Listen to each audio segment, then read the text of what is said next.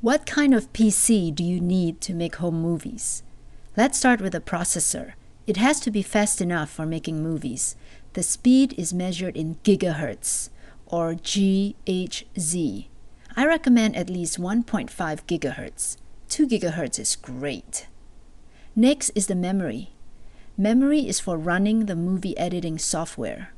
Video files are large. The PC memory should be 1 gigabytes or more.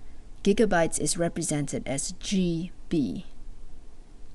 Hard disk is where all your movies will be stored. Did you know that 5 minutes of video takes up 1 gigabyte? So if you have an hour on a tape, that's 12 gigabytes. So get a big hard disk, like 120 gigs to start with. If you run out of room later, you can get an external hard disk that you simply plug into your PC. DVD burner. See that R/W symbol? It stands for read write. If it just says DVD, then it just plays DVD. Make sure you see R/W.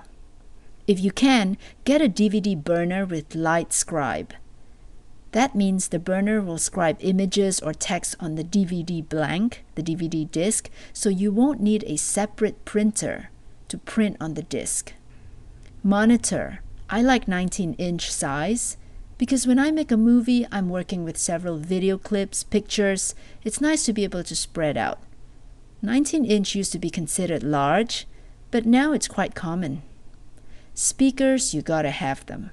But just get the plain vanilla speakers, unless you're an audiophile.